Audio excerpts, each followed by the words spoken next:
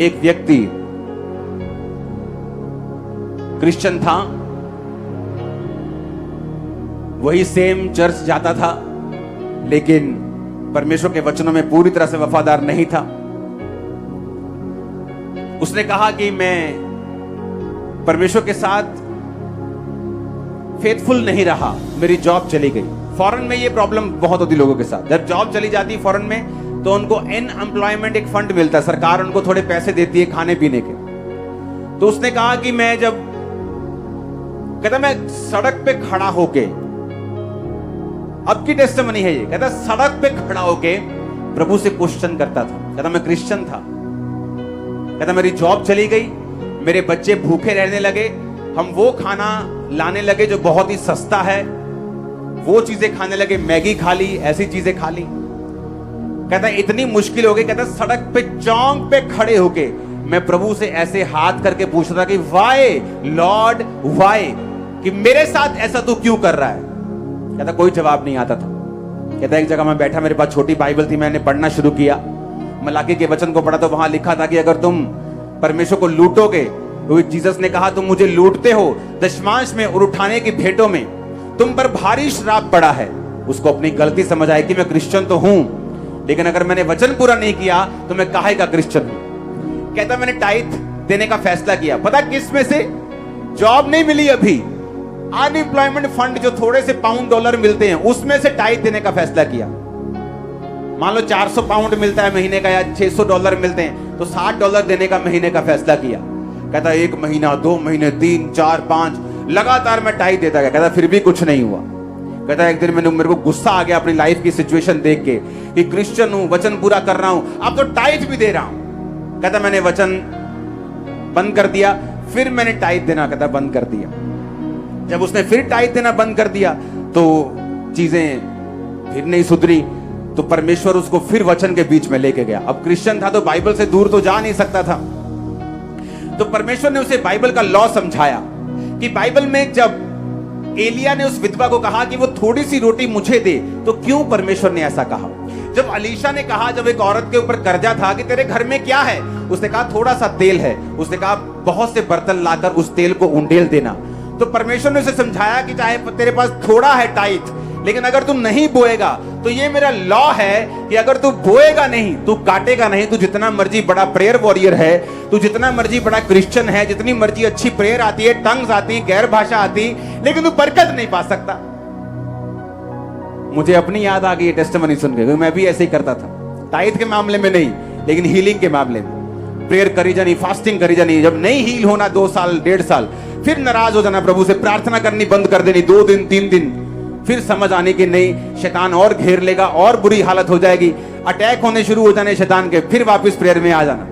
तब मुझे समझ आ गई कि मुझे ऊंट फिर पहाड़ के नीचे आएगा, तो चुप करके लगे रहो, जब परमेश्वर ने हील करना वो कर देगा। कहते जब मैंने फिर फैसला किया कि मैं अब टाइथ दूंगा, मैं आपको बताता हूं रिजल्ट का बात है। आप जानते बहुत से पास्टर्स जो हैं हीलिंग मिनिस्ट्री को कंटिन्यू नहीं कर पाते। क्यों? जब उन्हें लगता है कि पवित्र टाइम में, अच्छा ये पवित्र टाइम में चलता है, मैं भी चलूंगा। अच्छा रोजे रखता है, अच्छा 6 घंटे प्रे करता है, मैं भी करूंगा। जब वो लगातार करते हैं, उन्हें रिजल्ट नहीं मिलता, डिस्करेज हो जाते, फिर वही पुराने कामों में चले जाते। उनको ये नहीं मालूम कि तुम्हें डेड होकर, क्या होकर? डेड होकर, यानी एक चीज के लिए अपने आप को मरा हुआ समझो। इस तरह से प्रेयर करोगे तुम मरे हुए हो, इस तरह से अब चलोगे तुम डेड हो ना हो, तुम्हें ये वचन पे चलना है, ज्यादा सेंस यूज नहीं करनी। उसने कहा मैंने अब ऐसे करना शुरू किया। आज उस व्यक्ति की इनकम 6 फिगर्स में है, यानी 1 साल का वो करोड़ों में कमाता है। उसने पता क्या कहा? उसने कहा जैसे मैंने वो टाइथ देना शुरू किया और अपने आप को डेड समझा, कहता सारी चीजें, सारी जॉब्स, कहता 18 महीने में मेरी 2 बार प्रमोशन हुई। ये वो प्रमोशन नहीं जो आम सी लोगों की छोटी मोटी हो जाती, बड़ी कंपनी में प्रमोशन होना वो तो 10 साल बाद होती, 15 साल बाद होती। कहता 18 महीने में मेरी 2 बार प्रमोशन हुई। आज मैं 6 फिगर्स में कमाई करता हूं। हालेलुया। ये सारी टेस्टिमनी आपकी है जो मैं आपको दे रहा हूं, जिन्होंने परमेश्वर के ऊपर विश्वास किया, परमेश्वर को समझा, किस तरह से परमेश्वर अपनी वाचा को पूरा करता है। एक लड़की थी, उसे परमेश्वर की आत्मा ने गाइड किया कि तू डॉक्टर लाइन में जाएगी, नर्स लाइन में जाएगी, और वो चली गई। जब वो गई तो उस सेम क्रिश्चियन थी, लेकिन टाइथ वो भी पे नहीं करती थी। और जब उसने अपनी जॉब को कंप्लीट किया, उसके बाद उसे एक जॉब मिल गई, उसे पढ़ाई कंप्लीट करने के बाद। तो उसने कहा मेरे जो जॉब थी वो मेरे घर से बहुत दूर मुझे जाना पड़ता था, और तेल खर्चा करने के बाद, सारे एक्सपेंस करने के बाद मेरी कमाई इतनी कम थी। उसने भी सेम बात बोली कि मैं वो खाना ग्रोसरी से लेके आती थी जो जल्दी पकता हो और सस्ता पड़ता हो। कहती मैं न्यूडल्स खाती थी, रेडीमेड मैगीज खाती थी, मेरे पास खाने के लिए भी पैसे नहीं थे और मैं तंग थी। सेम वही बात उसको परमेश्वर के वचन का मालूम हुआ कि अगर हम परमेश्वर के वाचा को तोड़ेंगे तो हम कभी भी बरकत नहीं पा सकते।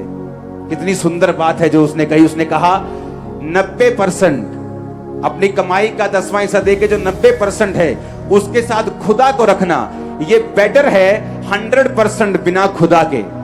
उसने कहा हुआ क्या, जब मैंने टाइथ देना शुरू किया, मुझे एक कॉल आई कि आपको आपके घर के पास ही एक जॉब ऑफर हुई है। उसने कहा मेरे सारे रास्ते का जो खर्चा 30%, अगर मैं 1 लाख रुपए महीना कमाती थी तो 30,000 उसका आने जाने का लगता था, वो बचा। उसने कहा 70% एक्स्ट्रा पे मुझे जॉब मिली।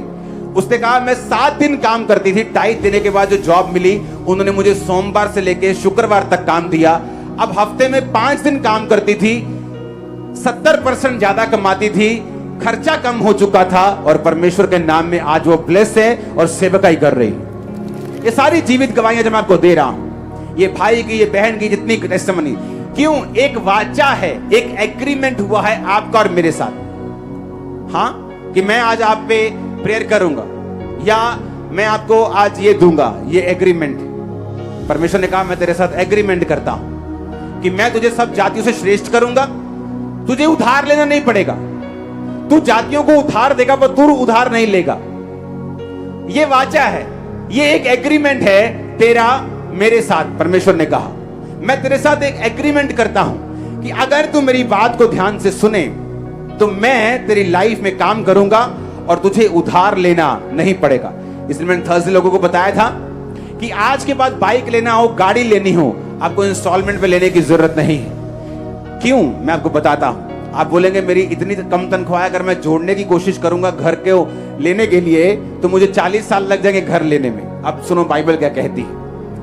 बाइबल कहती है कि 5,000 के पुरुषों की भीड़ यीशु मसीह के पास थी, यानी 20,000 टोटल थे, लेडीज और बच्चे मिला के। 3 दिन के प्रीच के बाद जीसस ने कहा इनको खाने को कुछ दो। फिलिप्पुस चेला था, फिलिप्पुस ने कहा परमेश्वर 200 दिनार लगेंगे। 200 दिनार मतलब 7-8 महीने की तनख्वाह आज के हिसाब से। अगर 20, 25, 30 हजार आप कमाते हो तो लगा लो कि 2.5 लाख रुपए लगेंगे इतने लोगों को खाना खिलाने के लिए, लेकिन हमारे पास पैसा नहीं है। पतरस का भाई आंद्रियास बोला कि यहाँ एक बच्चे के पास 5 रोटियां और 2 मछलियां हैं, पर वो इतने लोगों के लिए क्या है? अब दोनों क्या देख रहे हैं? ह्यूमन पॉसिबिलिटी, संसारिक दृष्टि के साथ क्या ये पॉसिबल है कि मैं कर्जा ना लूं, मैं इंस्टॉलमेंट पे घर ना लूं, मैं बाइक ना लूं, मैं गाड़ी ना लूं, मैं कर्जा ना उठाऊं, कमेटियां ना उठाऊं या कुछ ऐसा ना करूं? क्या ये पॉसिबल है? पॉसिबल है। कैसे? जब तक हम अपना आंख, अपनी दृष्टि, सांसारिक तरीकों पर रखेंगे, परमेश्वर काम नहीं कर सकेगा। परमेश्वर, बाइबल में लिखा है कि परमेश्वर खुद जानता था कि वो क्या करेगा। परमेश्वर ने कहा चेलों को, सब लोगों को 50-50, 100-100 करके लाइनों में बिठा दो और लाओ 5 रोटियां और 2 मछलियां, और उसको ब्लेस किया और तोड़ कर चेलों को देता गया। और बाइबल कहती 20,000 लोगों ने खाया। 5,000 तो पुरुष थे, कभी 5,000 कभी 4,000, और 12 टोकरियां उनमें से बच गई। हालेलुया। इसका मतलब क्या? इसका मतलब हम कर सकते हैं अगर हम जीसस क्राइस्ट के वचन को, कौन है यीशु मसीह, आज अगर यीशु मसीह को इन्वॉल्व करना है, शामिल करना है अपनी लाइफ में, अपने सीन में, तो कैसे करोगे? उसके वचन को। जीसस ने कहा आदि में परमेश्वर वचन था और वचन परमेश्वर के साथ था और वचन ही परमेश्वर था, कि जीसस क्राइस्ट वचन है। जब मैं वचन को शामिल करूंगा अपनी लाइफ में कि मुझे कर्जा नहीं लेना है, टाइथ देना है, मुझे परमेश्वर के वचन को सुनकर उसके धर्म और राज्य की खोज करनी है, अपनी लाइफ को आत्मिक बनाना है, तो परमेश्वर की ये वाचा है कि वो मुझे इतनी बरकत देगा कि रखने की जगह नहीं होगी। आपको ये दिमाग में रखना है, आपको ये कंसंट्रेशन दिमाग में ऐसा बना के रखना है। आप यहूदी लोगों को देखो, बड़ी बड़ी फाइनेंस कंपनियां यहूदी लोगों की हैं, कर्जा देने वाली बहुत से बैंक्स यहूदी लोगों के हैं। क्यों? वचन व्यवस्था पूरी हुई है कि तू बहुत सी जातियों को कर्जा देगा पर तू उनसे कर्जा लेगा नहीं। अगर आपको वो लेना है जो वचन कहता है, आपको अपनी ग्राउंड के ऊपर, आपको वचन के ऊपर एक स्टैंड लेना होगा कि आज से एक आत्मिक यहूदी होने के नाते मैं स्टैंड लेता हूं कि आज से मैं कर्जा नहीं लूंगा, आज से मैं कर्जा दूंगा। और आप क्या देखेंगे, चाहे आपकी तनख्वाह उतनी ही है, आप टाइट पे कर रहे हैं, परमेश्वर इंतजाम करेगा। आप वही बाइक्स लेंगे कैश चेक्स में, वही गाड़ियां लेंगे फुल पेमेंट के साथ, वही घर बनाएंगे। आप देखेंगे यीशु के नाम में आमीन ऊंचा चाहिए चर्च। नीति वचन 23 उसकी 4 में क्या लिखा? उसने कहा धनी होने के लिए परिश्रम ना करना, अपनी समझ का भरोसा छोड़ना। क्या लिखा? एक तरफ परमेश्वर कहता है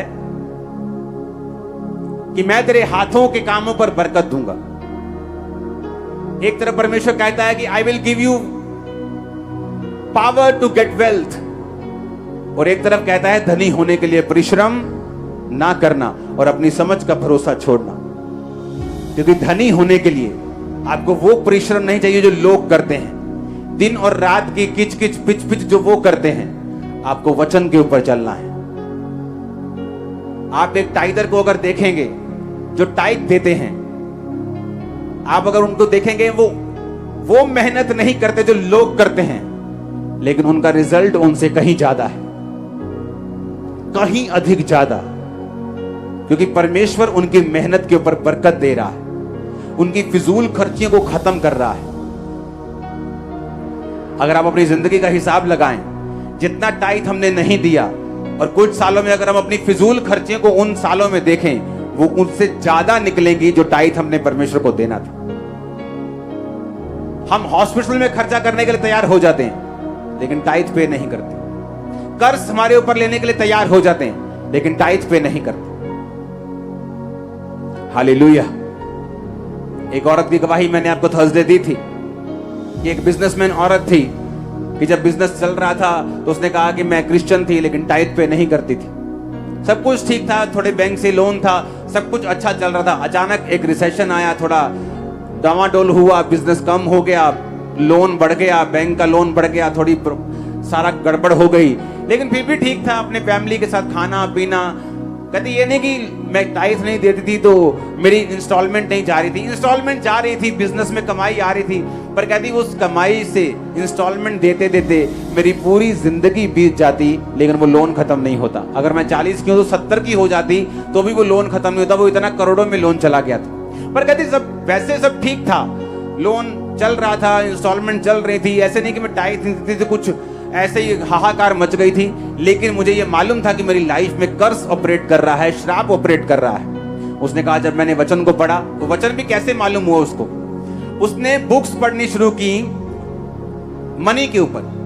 तो नेचुरली जो वो बुक्स पढ़ने लगी मनी के ऊपर, तो वो उन ऑथर्स ने लिखी थी जो बाइबल पे विश्वास करते थे। और जब वो बुक्स पढ़ने लगी और बाइबल पे विश्वास करने वाले ऑथर्स की बुक्स पढ़ने लगी, तो उन्होंने मेंशन किया था कि ये लॉ है प्रकृति का कि किसान चाहे रोए, चिल्लाए, दुखी हो जाए, मर जाए, आत्महत्या कर ले, बिना बीज के उसके फसल नहीं हो सकती। वो जाएगा, बीज बोएगा तो फसल होगी। बहुत से प्रेयर वॉरियर अब टूटे हुए क्यों होते फाइनेंशियली? उन्हें लगता है हम बहुत प्रेयर करते हैं, 8 घंटे प्रेयर करते हैं। कुछ पास्टर्स भी 6-6 घंटे प्रेयर करके फाइनेंशियली बरकत नहीं पाते। क्यों? क्योंकि प्रेयर करना आपकी बरकत फाइनेंशियली का कारण नहीं बन सकता, क्योंकि प्रेयर करना एक अलग मसला है, बीज बोना एक अलग मसला है। मेरी बात को ध्यान से समझना, ये एक लॉ है। अगर आप लॉ को तोड़ेंगे, आप इमोशनली बोल सकते हैं खुदा पैसा नहीं देखता, लेकिन एक्चुअल में ऐसा नहीं है। बाइबल कहती है उसने विधवा को 2 दंबड़ियां डालते हुए देखा और बोला वो अमीर जो अपने 5 लाख की इनकम से 500 बो के गया है वो श्रापित है, लेकिन वो विधवा जो अपनी सारी कमाई में से चाहे वो 50 पैसे ही हैं, छोड़ो यार तुम।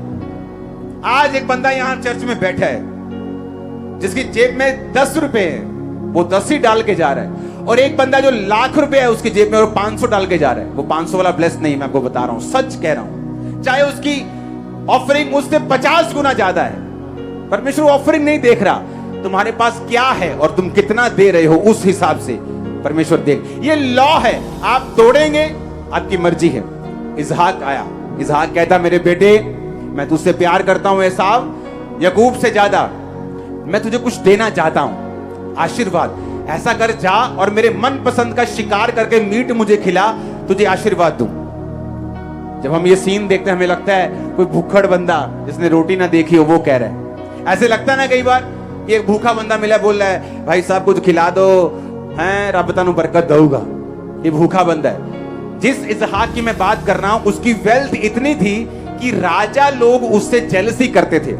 लोग जो राजे के करीब मंत्री होते थे वो राजा को सलाह देते थे कि भाई साहब आप इसहाक को अपने देश से निकाल दो, क्योंकि अच्छा नहीं है कि एक बंदा आपसे भी अमीर हो, एक बंदा गवर्नमेंट से भी अमीर हो, कल को पूरी सल्तनत पे कब्जा कर लेगा, इतना इन्फ्लुएंस वाला बंदा, इसको निकाल दो। इसहाक इतना इन्फ्लुएंशियल, इतना ब्लेस्ड, इतना अमीर था, लेकिन जब बरकत देने की बारी आई अपने बेटे को तो क्या बोला, कुछ लेके आ,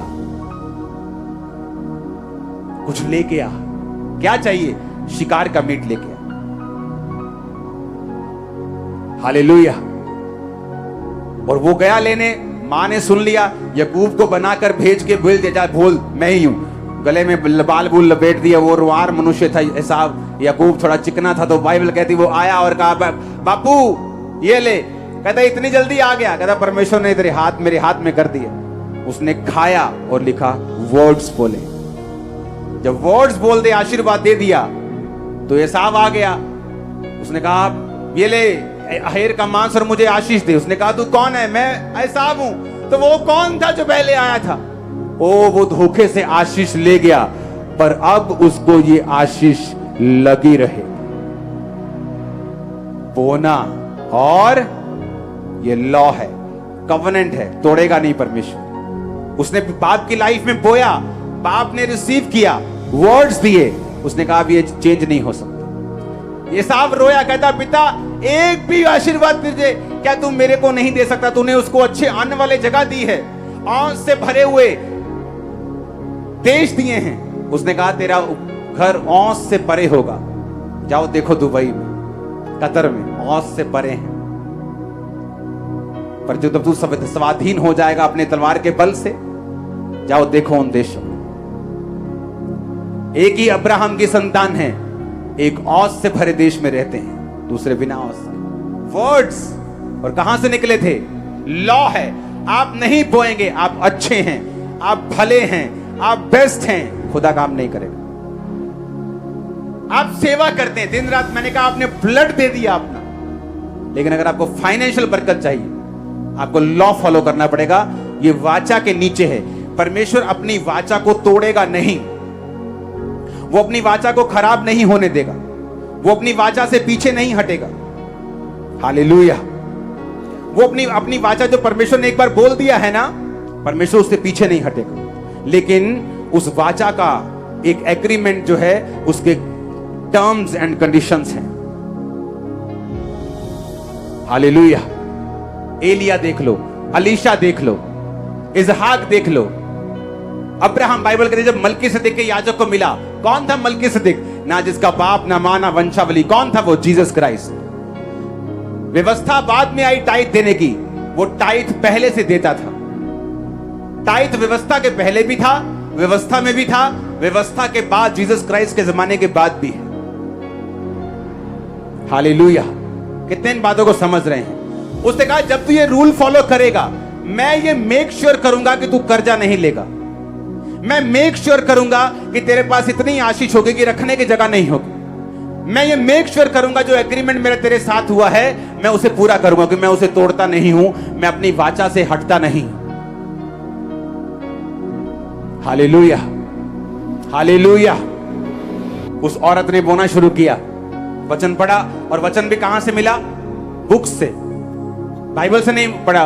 बुक्स पढ़नी शुरू की कि मैं बिजनेस वुमेन हूं, मेरा बिजनेस अच्छा नहीं चल रहा, करोड़ों का कर्जा हो चुका है, तो let me learn something from books पढ़नी शुरू की, तो वो क्रिश्चियन ऑथर्स की थी, उन्होंने टाइथ मेंशन किया।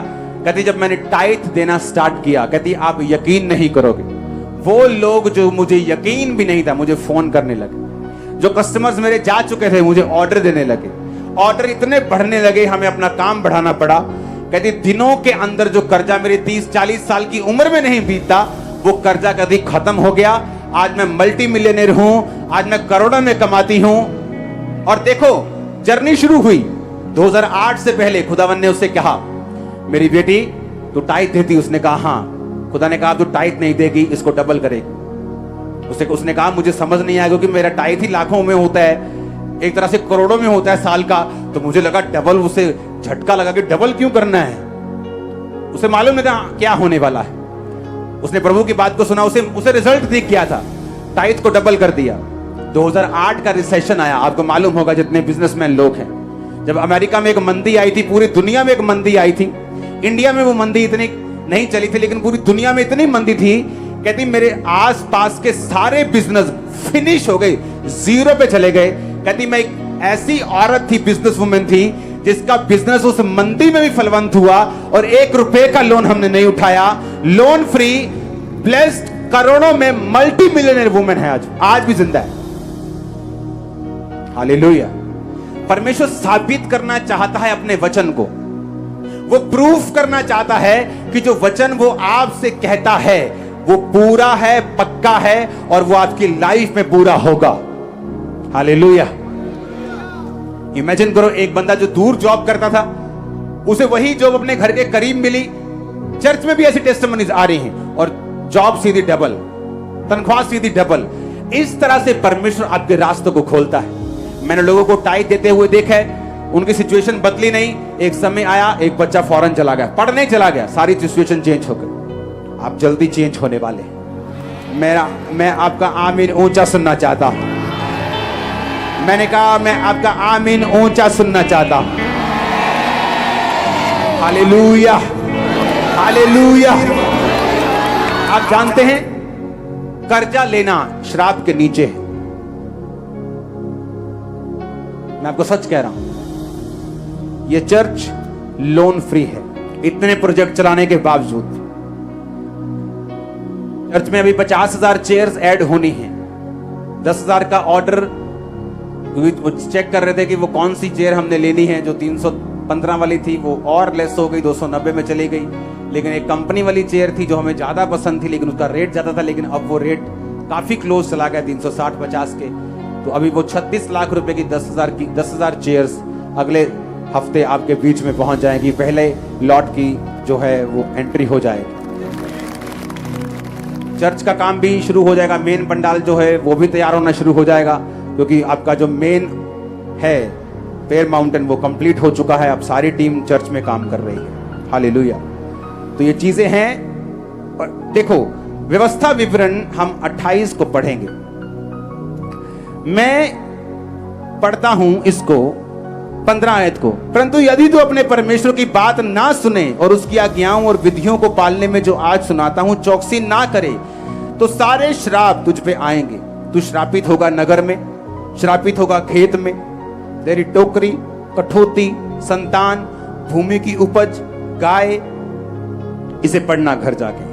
फिर उसने कहा 44 आयत में कि वो तुझको उधार देंगे जब तू श्रापित होगा, परंतु तू उन लोगों को उधार नहीं दे पाएगा।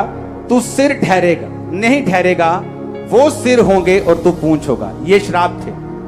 आशीष भी थी कि जब तू मेरी वाचा में अड़ा रहेगा तो आशीष क्या होगी, तू उधार देगा, लेगा नहीं। लेकिन अगर वाचा टूटेगी तो तेरे देश में निशानियां होगी कि तू संघर्ष करेगा, फाइनेंस में, परिवार में, बिजनेस में, सब जगह। अपने शरीर में भी बीमारियों के विषय में भी लिखा है, और कहा कि तू उधार लेगा, देगा नहीं।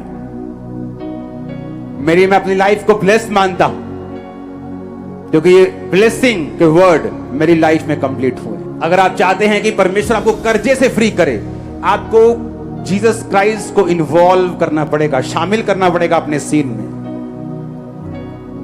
और मैं आपको बता रहा हूं, आपकी जनरेशंस इस वचन से बरकत पाएंगे, जनरेशंस तक, आने वाले पोते पड़पोते। परिवार में आपके रूल बन जाएगा, आप कर्जा नहीं लेंगे।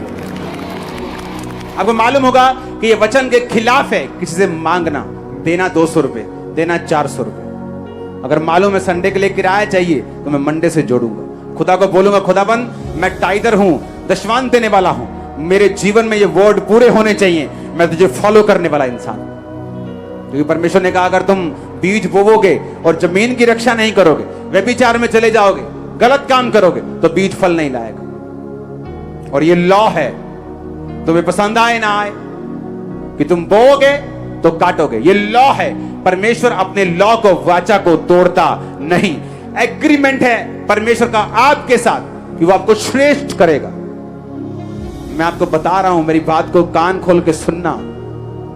एक समय आएगा आप अपने बॉस से भी अधिक अमीर होंगे। याद रखना आज मेरी बात, याद रखना। ये खुदा ने आपसे कहा था, मैंने नहीं कहा।